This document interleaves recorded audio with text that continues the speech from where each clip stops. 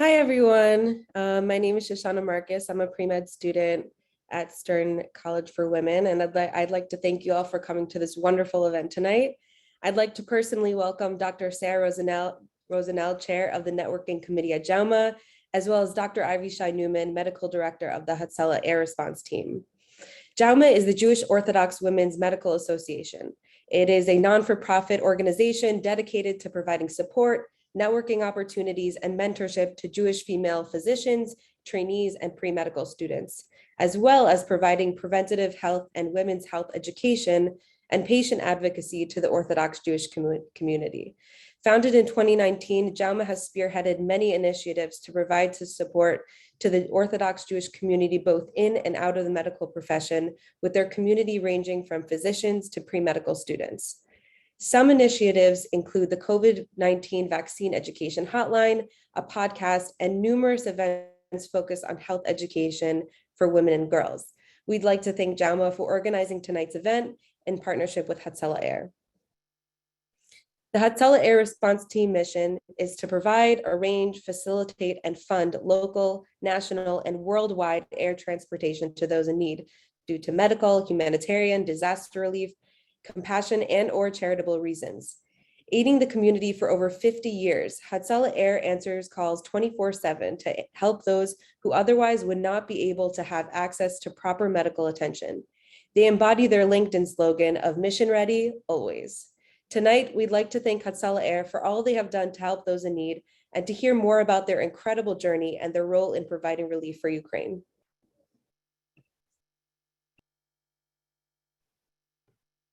Hi, my name is Tania Kiesel, and I'm a pre-med student at Stern College for Women, Yeshiva University, and I'm delighted to introduce Dr. Avishai Newman. Dr. Avishai Newman, MD, is a board-certified anesthesiologist and a Sackler alumnus of the class of 2006.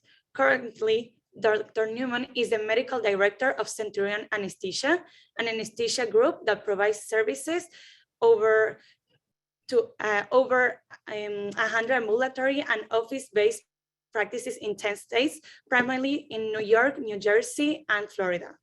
Additionally, Dr. Newman has been an attending on staff at New York Presbyterian Queens since 2010 and is also on staff at NYU Langone Medical Center. He served as the director of anesthesiology at Peninsula Hospital Center in Far Rockaway, and he's the medical director at a number of ambulatory surgery centers in the New York metro area.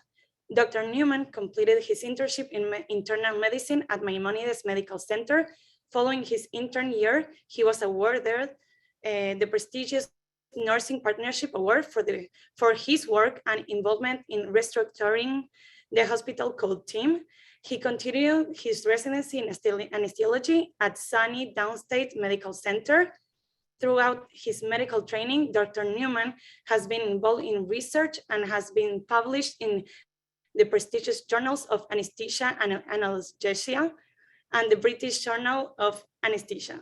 He also presented posters and case studies at a number of national medical conferences. Please welcome Dr. Newman. Thank you for coming here. Hi, my name is Miriam Freed. I'm a pre-med at Stern College for Women and a master's candidate at the Katz School of Science and Health. And I would like to introduce Dr. Rosenell. Dr. Rosenell is the chair of the networking committee at JAUMA and is finishing her cardiology fellowship this year. She's a mentor of the American College of Cardiology Women in Cardiology Leadership Council. Throughout her cardiology training as a fellow, she became the fellow and training representative. And her passion for women's rights and equality drew her to the New York American College of Cardiology Diversity, Equity, and Inclusion Task Force. She was also selected for vice president of a virtual strategy at the American Heart Association Cardiovascular Fellow Society of the Greater New York area. Being a graduate of Yeshiva University's Stern College for Women, she wanted to give back to the institution that opened its arms for her, and she participated actively as a member in the YU MVP Mentoring Volunteer Program to help college students and guide them in the path of medicine. She also recently joined the YU faculty as an associate professor of biology, teaching biology of women's health. She is an active member of the American Heart Association and the American College of Cardiology, and has written numerous abstracts and articles on multiple topics, and has been invited to present her research at conferences. In addition, she has given lectures and has served as an editor of multiple scientific research journals. Please welcome Dr. Rosenell.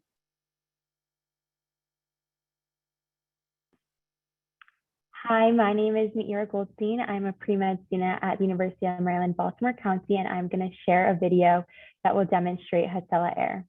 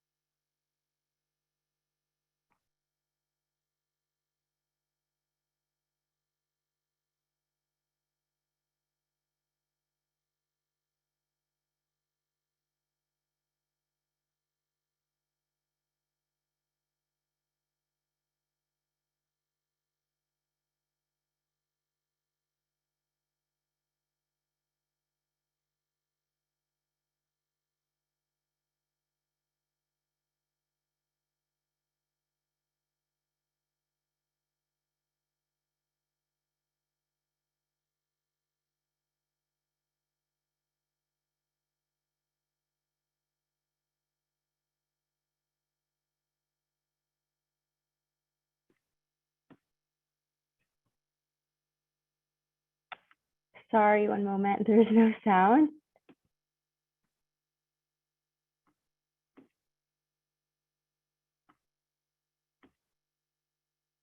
Let me try this again, one second.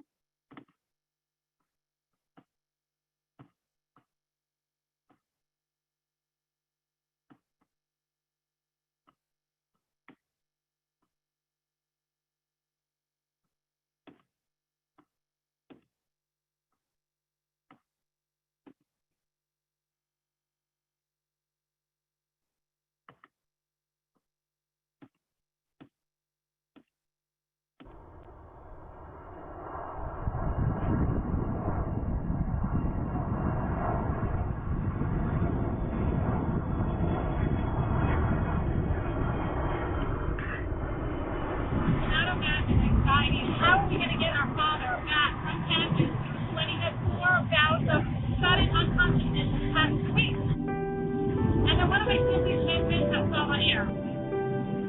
We don't know them. They don't know us. Why would you even want to help us? Now we are blown away. There are no words except Hatzolah. You be the best air of my dad. We couldn't have done it without you guys. You're the savior of our life. Your work is amazing. I want to thank you for everything that you do. Whatever you wish for yourself should happen. Thank you very much. The Victoria. You appreciate it very, very much. Thank you, Hatzolah Air. All people of this group is dedicated to life, to giving and giving and giving. They heard of my predicament and came to the rescue. Hatzolah Air, there are no words to express my gratitude for bringing me home to see my family. Thank you from the bottom of my heart. Hatzolah Air is truly a lifesaver. Thank you for saving my life. I was on the verge of death and needed a new heart. I am forever thankful and grateful to Hatzolah. No commercial airline would take us to New York. Their plane came down within a few hours. 2 weeks ago, a friend of mine, someone that works for me, her son, he needs to be treated in Mexico. Insurance won't cover it. Not even a week later, we're on our way to Mexico. At the airport in Mexico City, we're about to transfer a patient that got very critical. Without you guys, this person wouldn't make it alive. I cannot explain with words how amazed we are at everything you guys do in order to save one life that matters. It's here for Klal Yisrael to have an organization like Hatzolah Air that's always here to help, no matter what time and day, free of charge, saving lives and thousands of dollars. Everybody knows that when they need critical air transport, the number they call The next move for Hatzolah Air is to go truly global. I've had the opportunity and zchus to be running the operations for Hatzolah Air in Europe. We work together as one team with one mission. It's been an absolute honor to play such a small part with such big zchus and working with such a phenomenal organization. We will be there for Klal Yisrael 24 hours a day.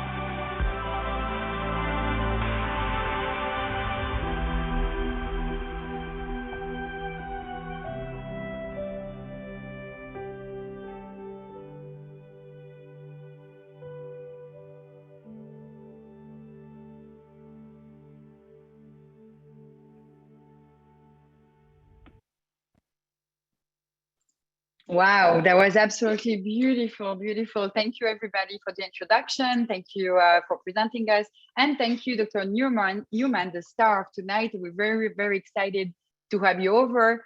And I don't know what you thought all about the video, but it really gave me chills and such a beautiful thing that Hatzolah Air is doing. And we don't talk enough about them. So that's the point of this event. Thank you, Dr. Newman, for being here. So the first question I would ask you is, how did you get involved with Hatzolah before even getting involved with Hatzolah Air? So if you can tell us about that, please. Sure. First of all, thank you, everybody, for having me and agreeing to hear a little bit of my story. Privileged to be here with so many aspiring medical students and pre-medical students and people who are interested in going into the healthcare field.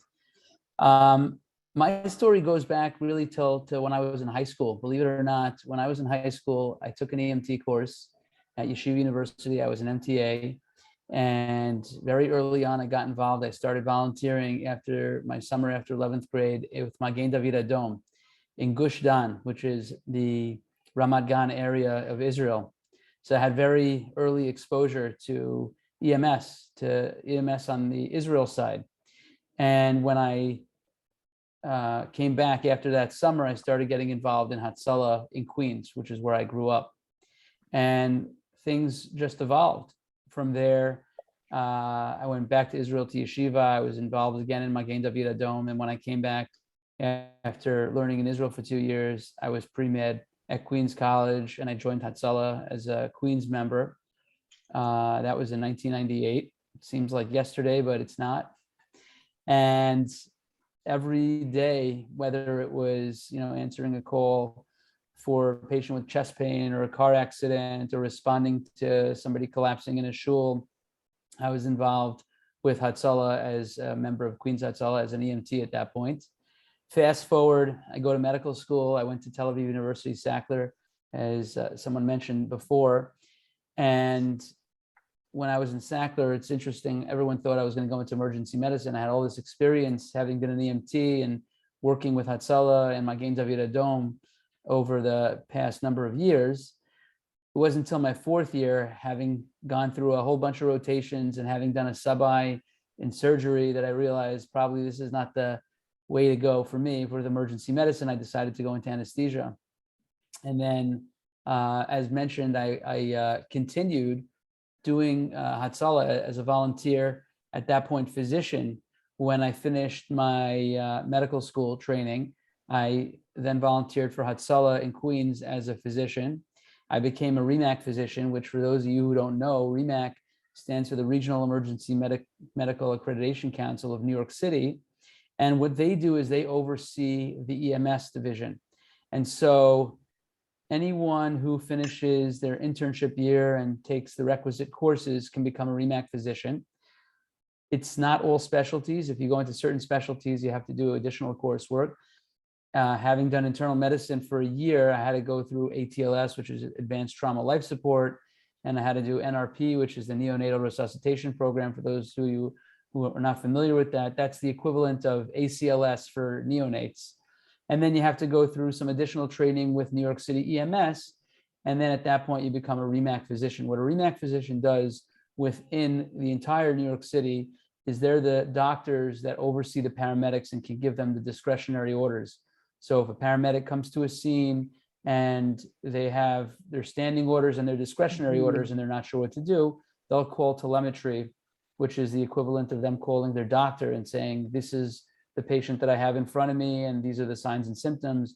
These are our protocols. This is what we're giving them. And the REMAC physicians are responsible for making those decisions that are the discretionary orders or giving advice to the paramedics where to transfer a patient. If there's a stroke center that's 10 minutes further than the closest hospital, or a STEMI center, and they have to bypass the hospital with a crashing patient, the REMAC physicians will be the ones to determine and direct the paramedics where to go. So I became a REMAC physician as part of Hatzolah, and that means that we're what we call on-scene medical control.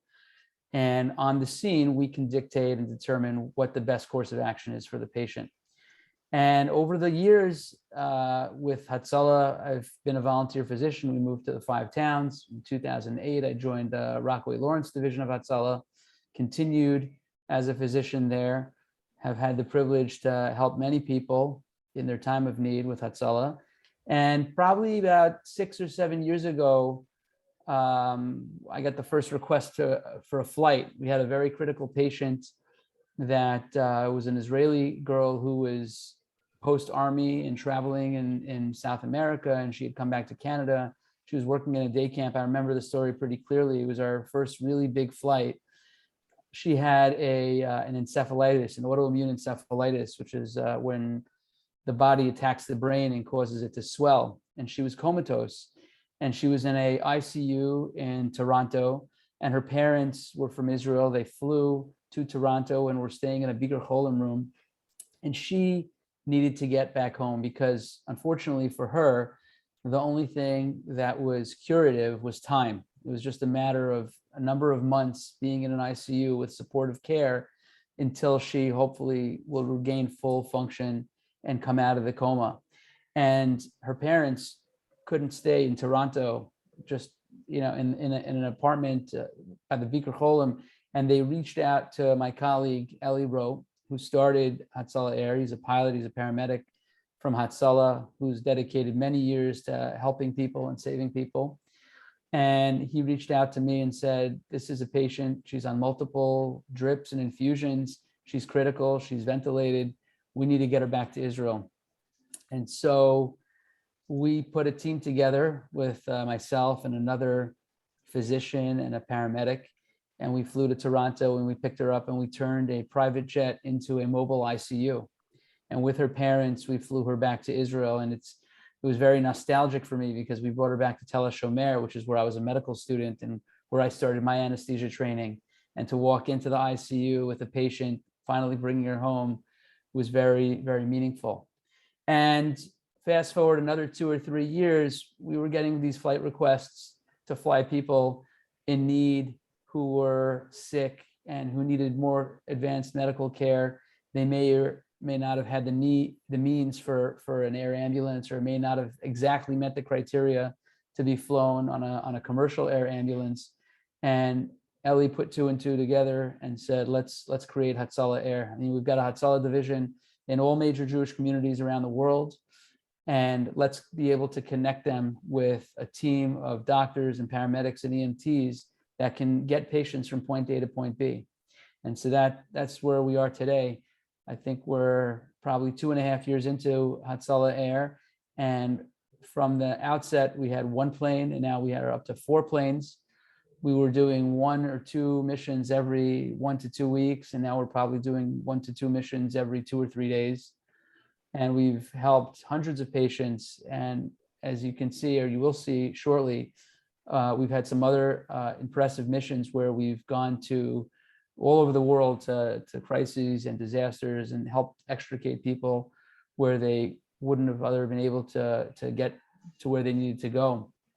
And that's where we are today. So it's a global organization connected to all the Hatzolah branches throughout the world, working with multiple organizations like Chabad, Ichud Hatzolah, Zaka, the Hatzolah organizations throughout the United States, Mexico, South America, Central America, Europe, and Israel. Wow, this is really impressive. And I really love the timeline and everything that you explained to us. This is amazing. Like you said, a couple of missions every 2-3 days compared to every 2 weeks. This is really good. And it's only going to go up from that. And I'm sure the patient appreciate it, and it's making a huge difference. So thank you. The question I wanted to ask you, so I loved hearing how you got involved with Hatzolah and how you got involved with the Hatzolah Air, is tell us specifically about what's going on in Ukraine and how Hatzolah Air have been helping the Ukraine population, Ukraine refugee, or what type of mission you've been doing so far?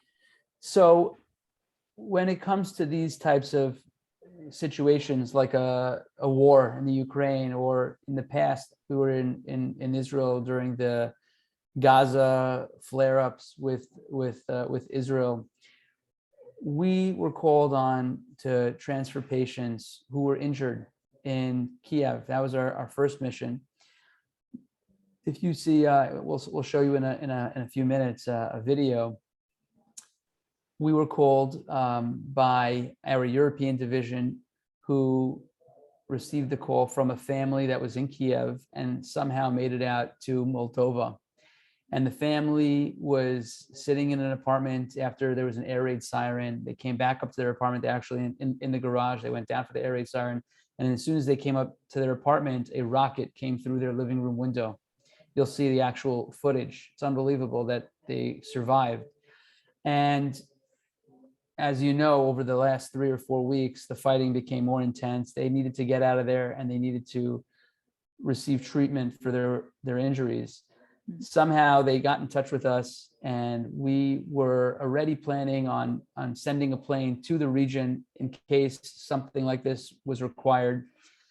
During the planning period for this, a lot of people came out to volunteer. People volunteered to send supplies, food, medicine, clothing. We got requests because people heard that we were going to be taking a plane for bulletproof vests and helmets for the responders that were on the grounds closer to the regions where there was fighting. And so we started this process about a week before we actually took off. And I remember about 3 weeks ago, we were planning on going on a Thursday night, and they had just struck the nuclear power plant, and it was unclear what was happening. And so we decided to hold off on the mission, like all EMS, rule number one is scene safety. Make sure the scene is safe. We don't want to get into a situation where the responders are going to become patients. So we held off, and while we were waiting, people brought even more supplies. So we had a few tons worth of supplies before we left that were requested and that we gathered together and were able to take with us. In, and we knew that this was a viable option for us to connect with the patient, because as everybody knows, the airspace over Ukraine is certainly closed, and even the neighboring Moldova country to the southwest of Ukraine, the airspace was closed. We had to fly into Romania, and we coordinated with a doctor on the ground, with Chabad, with Ichud Hatzolah, to be able to have the patient taken to Iași, which is the airport in Romania that's adjacent to Moldova. And the ambulances met us there. And then from there, we flew the patients to Israel. Now, as things typically happen when we're in the air or on the way to a call, we'll get another call. And that's exactly what happened. So after flying the patient to Israel, we went back to Romania to the same airport in the middle of the night and picked up another patient. And that patient actually had a daughter who lived in Berlin, and she came to meet the patient. She was from Kiev, also escaped, made her way to Chisinau in Moldova, and we picked her up and flew her to Berlin. And as it happens, there was another call while we were in Berlin for a 20-year-old girl who was suffering from a very difficult to diagnose cancer in Manchester, England. And from there, from Berlin, in the middle of the night, we flew to Manchester to pick up this patient and fly her back to Cornell in New York. And so that was our first mission to the region. And from there, over the last week, we had a request for 13 Holocaust survivors who were taken from Kiev, and we were able to get them to the same place where we arranged another transfer. Our plane flew out from Israel this time to Iași again, and we were able to pick up these 13 Holocaust survivors that came from Kiev and the surrounding areas and fly them back to Israel. Wow, you have been Hatzolah Air in general has been really busy. This is so impressive, and we're so grateful to hear about all of those patients and the type of patient that you've been flying from places to places. There is a video that you mentioned. Do you mind if we play it now? Are you muted? Sorry. Perfect time to play that video. Let's share that with everybody. Excellent. So go ahead, Meira.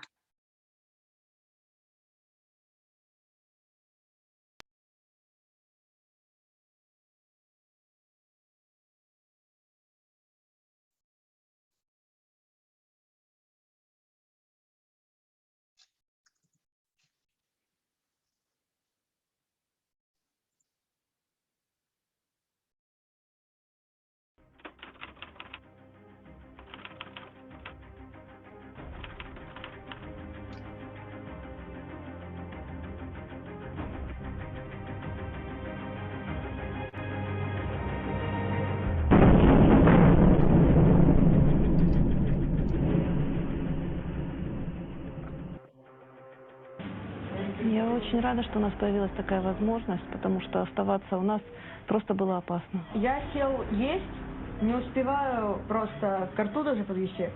Бум! И все, взрыв мощный прям. Я кричу: папа, я ничего не вижу, мама, я ничего не вижу. Я ничего не поняла. Крик ребенка: мама, я ничего не вижу.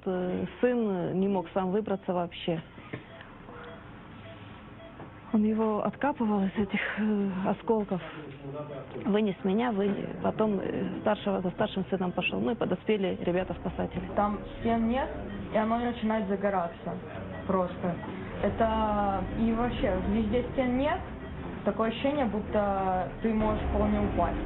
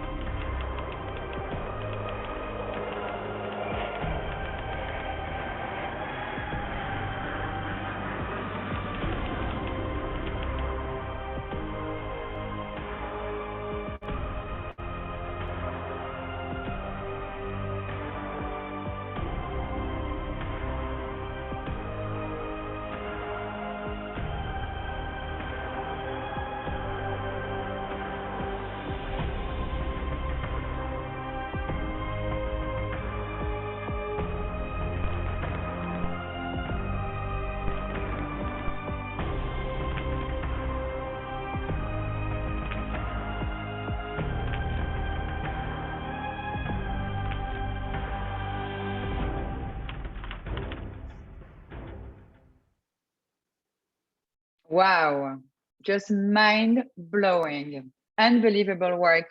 So glad that you share that video with us and that we're sharing it with everybody. There is a lot of participants and a lot of questions being asked. We will address them in a little bit. We just have a few more questions to Dr. Newman before we get to the Q&A from the participants. So please keep asking questions in the Q&A or whichever way works for you. We will answer them.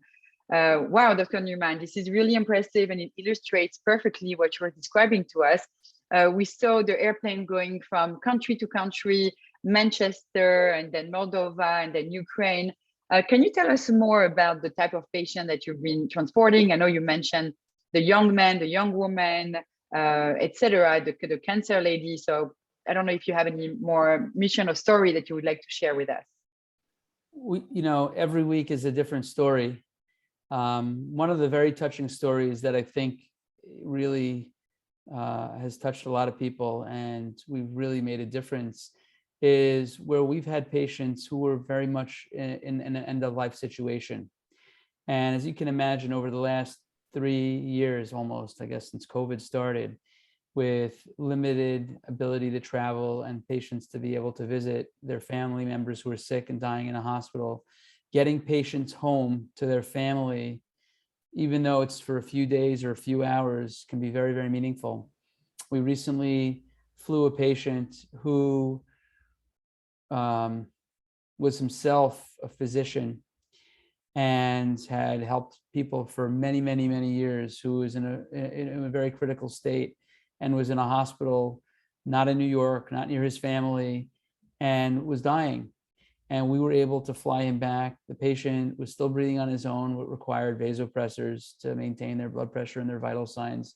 And we sent a special team of a doctor and a paramedic to get the patient and bring them back to the New York area. And when they got back to the New York area, because the patient himself was a physician, the hospital made every accommodation to make sure that the family could spend the last few days with their father, with their brother, uncle, grandfather, and having the ability to do that when they otherwise couldn't. They would have had to fly out of state and take turns, and the hospital out of state was only letting one visitor at a time. It's a life-changing situation, and it gives people the ability to do something that they otherwise could not have. That's a situation that we've encountered a number of times. Additionally, sometimes people will call us, unfortunately, after the fact, when somebody was NIFTR and they could not get a body released. There was a recent story in South America of a patient that died from COVID that was going to be cremated. And the rabbi from the city said, we have to get him out of here, otherwise they're going to cremate the body. And we were able to take our plane down there and fly the body back for Kvuras Yisrael, which is very meaningful to everybody involved in the situation. Flying, occasionally we'll get a request for special medications, specific medications that the patient can't be moved, but sometimes we can get the medications to the patient. The logistics involved in all these scenarios and the types of patients that we help are, again, we've taken babies from Israel with tracheoesophageal fistulas to Boston Children's Hospital, Cincinnati Children's Hospital, the Cleveland Clinic. We brought 2 lung transplant patients back from Duke to Israel. Duke is a well-known facility where they do lung transplants. And there were 2 Israeli patients that had come over. One actually had done very well and one didn't do as well. And one of the patients required a ventilator and basically a full ICU, transferred back to Israel. We were able to take both patients at the same time, nonstop from North Carolina to Tel Aviv. And so these are the types of requests that we get. Sometimes it's a patient that can't sit on a commercial airline for whatever reason. It could be because they've had chemotherapy and radiation and they've got no white count and they've got very, very low risk, high risk for an infection and zero margin for error. And that patient requires a private transfer, because having them go through the airport and wait and potentially catch something without a white count, it can be very, very dangerous. Another time, we've had to take patients, they just couldn't sit. They were in too much pain. One of our first flights, actually, as an anesthesiologist, I had to put a patient to sleep for the entire duration of the flight. I know there are a lot of people out there that would like to be put to sleep on a flight. I'm getting the request since I've told that story a number of times. But patients that have extreme pain and can't tolerate turbulence and bumps, those are the types of patients that we've been able to help. Wow, yes, that is amazing, really impressive. We love hearing those stories, and we love hearing about everything that Hatzolah Air is doing for the community and for all of us at large. Another thing that's very important is since our focus in this talk is about the Ukraine relief crisis, is what do you think we can do, us either as physician or as people in general, as part of Klal Israel, what can we do to help? I think what's really important, first and foremost, is the support that everybody's showing, whether it's donating money or donating time. I know there have been a number of drives for people to bring clothing. One of the requests that we got for people that were evacuated from the Ukraine is they get to wherever they are, whether it's in Israel, whether it's in Europe, or whether it's in the United States, and they've only left with their passports and their documents, maybe their computers. They don't have any clothes and they don't have any belongings. And one of the first requests when there were patients that were evacuated is, we need help. How do we help these people? Wherever they're going, they're going to get food. Wherever they're going, they're going to get housing. But when it comes to basic things like a change of clothes, Those are some of the things that I think that are going on that I think could be very, very helpful. In terms of the medical aspects, thank God that most of the people that are coming through is more of a humanitarian crisis. These are people that were not directly involved in the fighting, although like we saw in that video, there were people that were affected by that, and they are being evacuated.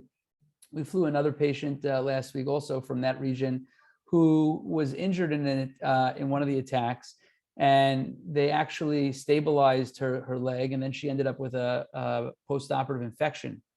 And that was something that they couldn't handle and deal with because they had all these other patients coming in. So anybody that's not super critical gets kicked out of the hospital. In fact, I think one of our volunteers had to pay off the hospital like $5,000 to keep the patient another night until we could get to them. So those are the things from the medical side that I'm not sure that there's that much to do unless you're actually in Ukraine. I don't recommend anybody going there at this point. Not that you would want to, but on the border, there are many relief groups. I know there have been some missions from Israel, from some of the yeshivas and seminaries. I think even YU or Stern may have sent absolutely to help with the humanitarian crisis that's unfolding over there. I think all those things are important. However, you can do your part to help and show support, whether it's lobbying the government or reaching out to people and writing a letter. I want to tell you, a few years ago when we went to the Gaza border, when they were fighting with Hamas, we took, I want to say, 4, 5, 6 duffel bags of things for the soldiers. And more important, the kids made letters and pictures, and we delivered them to the soldiers on the border and to the patients in the hospitals. And just receiving those pictures that the kids drew, feel better, thank you, it was so encouraging for them. They were so thankful. All the things that we brought were not as meaningful as some of the letters that they received. And so I think maybe starting a campaign just to show support for the humanitarian side, pictures from the kids, letters to people, we're with you, we're thinking about you, we're doing whatever we can. Those are the sort of things that I think could really help people in terms of boosting the morale and giving them confidence and knowing that people out there care about what's going on in the Ukraine, even though we're so far away and there's not much that we can do. I love what you said. Love what you're saying. The emotional support is important. Like you said, the physical support is a bit tricky. We would love to go and volunteer and help them as doctors or healthcare providers, but that's awesome that you guys are doing it. And another thing that you mentioned is about clothes or like basic things. So how can we, as all of us as community, help them donate clothes? Where do you have a place to donate it so that you can bring it, since you have all the fancy cute jets there? Well, I'll tell you what, one of the amazing networks that we have within the Jewish community is the network of Chabad centers. There were dozens of Chabad centers throughout the Ukraine, and there are Chabad centers in Moldova. The head of Chabad, who helped us coordinate, was Rabbi Zusha Abelsky. His son, Rabbi Mendel Abelsky, actually runs charity. I'm sure everyone here has seen a Charity with a D campaign. And his father oversees 3 shluchim in Moldova. The main base is in Kishinev. There are also Chabad houses in surrounding Poland and some of the other bordering countries around Ukraine. They're the closest address, I think, for us to be able to really have meaningful support, because they're the ones who are taking in the refugees. Every night, there's over 1,000 people that are being put up by Chabad of Moldova in hotels and in the Chabad centers, and they're feeding them 3 meals a day. I mean, we brought, they donated all these labriyut meals, if you're familiar, these self-heating meals that come in a box. We brought thousands of them. And I think I may have some pictures, just of the cartloads of supplies that we brought.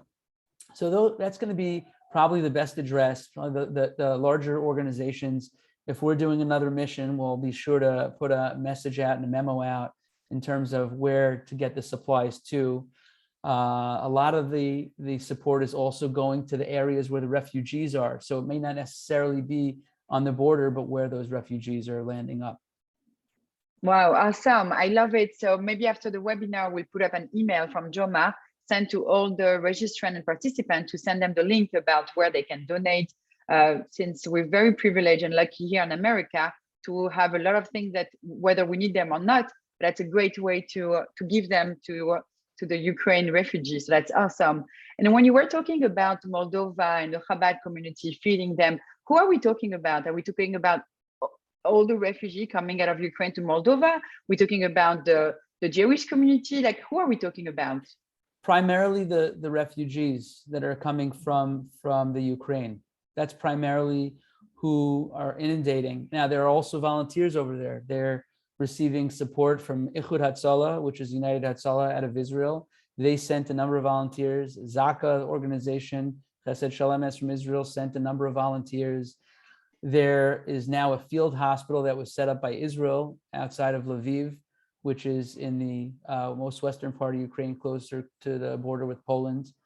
There are a number, of hundreds and thousands of refugees in general that are coming over into the border to Poland. And so other cities, the big cities in Poland, are also seeing a lot of refugees, but primarily that's who it is. And then on top of that, you have the actual community that's there. The community that's there now is being stretched very thin. They've had to embrace all the refugees, and they've had to welcome them and do whatever they can for them. So now they're also in need of support. Wow, what a huge Kiddush Hashem. This is really unbelievable. And thank you for sharing the stories with us. You mentioned you wanted to share some pictures or PowerPoint. Is now a good time? Let me just see here. Let me just hang on a second. Do I have to become the host to do that? Let me just see. You should be able to share screen. It should come up. Okay, 1 second here. And we have another video that Meira has that we can share as well. Okay, 1 second here. No problem. And Meira, after that, she's going to be asking questions from the participants. We've been getting a lot of questions in the chat box and in the Q&A box.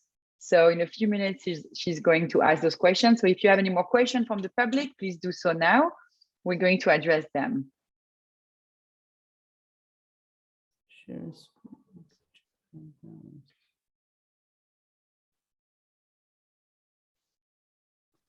Yep, we're seeing it. It's you're sharing the screen now. Okay, great. So this is just a little bit of a. Can everybody see this? Beautiful logo, yeah. Yes. Okay, so this is the preparation. You know, all successful things require a lot of preparation. Successful missions require preparation. Successful surgeries require a lot of preparation, and we spent about a week prior to our mission out there making sure that we had the supplies that we need, we had the medications that we need. You can see this is the food delivery that we got. We had more than we were able to take. Planes are not, we didn't have a cargo plane with us. Again, it's a Hatzolah plane. This is us getting everything loaded onto the plane. You're seeing a small part of the aircraft, but the whole back part of the aircraft is storage, and we were able to bring all this food over to Ukraine. On the plane itself, we were able to bring medical supplies for the patients that we're going to treat, and for the staff that were treating patients in Moldova. When we got to Ukraine, we had a van meet us. They threw a sticker so that they get pulled over and they see what's in the van. They don't get suspicious and try to take it from us. This is ambulances arriving to the plane with the patients. Again, there are a lot of logistics that go into making sure that the plane could land and the ambulances can pull up to the plane. The airport there is very small and only has 13 parking spaces. So they give each plane about an hour to land, transfer all their cargo off, pick up their patients, refuel, and then get going, because this airport has become a very busy airport. This is the patient that you saw in the video before. This is her son. One of the things with a private plane, especially when you have big patients, is how do you get them onto and off the plane? This patient had broken his back and required, immobilization for him to be straight. And so there are not that many ways. There's, the front way and the back way, and there's a galley, and it's not so easy to make a turn with a 6'2", 19-year-old. So getting him onto and off the plane was also a tricky logistics issue. You can see here, we had to actually bring him on from the back of the plane because we weren't able to make the turn up the stairs and through the galley. This is how we situated him on the plane. This is his mom. We actually have 2 separate cabins, so we can have 2 different patients that we're treating with 2 teams on this plane, probably more if we needed to. This is landing in Israel and transferring him to Magen David Adom, and some well-needed rest by Dr. Michael Grishko, who also came with us on this mission. He's a cardiologist and the head of electrophysiology at Jacobi and Montefiore. This is on the way back to that same airport later that night, picking up the patient. This is the team that brought the patient with our Zaka volunteer. This is getting her to Germany. This is a German ambulance. And then later that day, that's us in Manchester and flying our patient back to New York. So. Wow. Yeah. Wow, this is beautiful. Now. Wow, this is beautiful. Really unbelievable. You have answered a lot of questions already that the audience had, but Merira is going to take over now and she's going to tell us the question that she saw on the chat. So go ahead, Merira.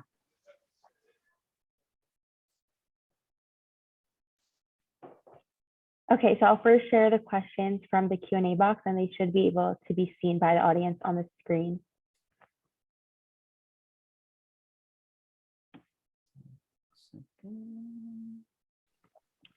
Okay, so the first question is, do you only have aircraft in the New York area, or are they all over the country, all over the world? So right now, they're all based in the New York area, but the goal will be to have airplanes throughout the world. Our goal will be to have an airplane in Israel, one in Europe, and then in different parts of the United States. Right now, they're all based in New York, but obviously, as you see, can be flown all over the world. Mm-hmm. The next question is, how does Hatzolah Air receive all their funding to do the amazing work that they do? That's a great question. It is all donations. The planes were donated. The medical equipment's been donated. The only people that are really paid in the organization are the pilots, the doctors, the paramedics, the EMTs, the people that handle the logistics on the ground are all volunteers. And all the money that you see that goes to fund these amazing missions has been donated by generous donors throughout the world. That's amazing. I love how everybody is volunteering their time, their energy, they're leaving their family. This is really impressive, and all of that to help the community. So kol hakavod. Yes, it's really an unbelievable organization. And as you can imagine, it's a lot more expensive to fly somebody than it is to drive them in an ambulance, but no less important. Mm-hmm. And then we had a lot of questions about the war efforts in Ukraine and donations and how we can support, but I think most of those were answered. If there's anything else you'd like to add to that. If people want to donate to Hatzolah Air, they can go to the website, which is hatzolahair.org, to help us fund, the work that we're doing and the missions that we're doing. And anything is always appreciated, and it's participation. And if people want to, there are opportunities for people to volunteer within the organization.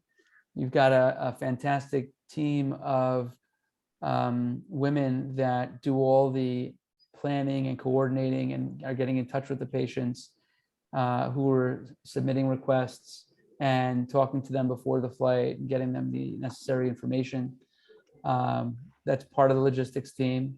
We have volunteers, mainly I would say from the New York area, but we had a volunteer from Canada. And we have, as you saw, Nuti Schreiber, who's our coordinator of the European operations. I would be remiss if I didn't mention, Yaakov Gade, who also helped start the organization. For people who know, he is the CEO of Cross River Bank. They've done a tremendous amount, helping us get up on our feet and started. He and Eli Rowe together.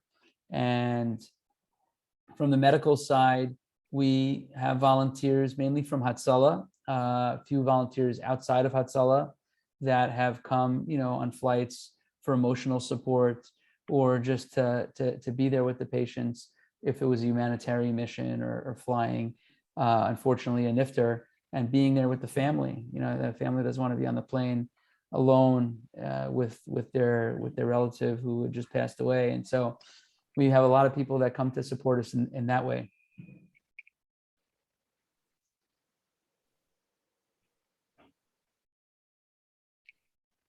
Thank you. So we have a few more questions.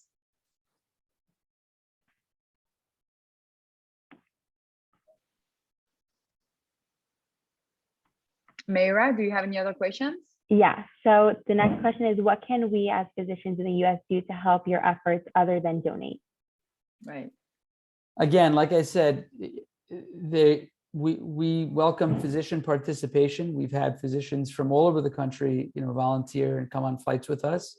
If physicians have the time and the ability and would be willing to, work with the organization, there are, like I said, different patients, different missions requiring different types of services.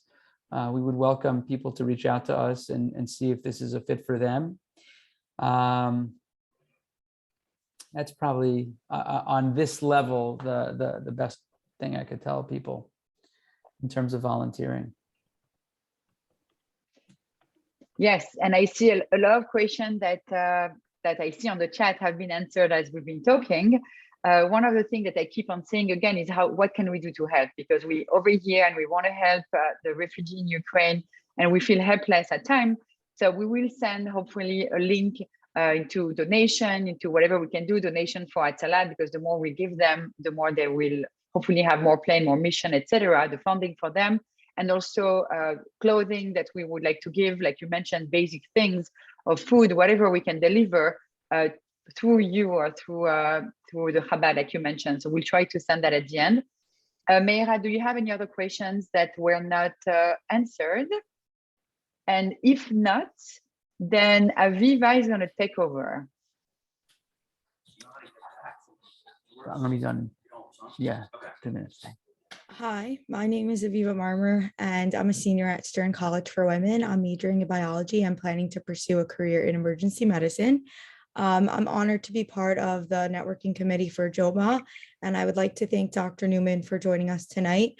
It was an honor to hear from somebody so diverse in the field of medicine, and you do truly remarkable things, and we want to thank you so much also for helping the Jewish community, but also the world at large.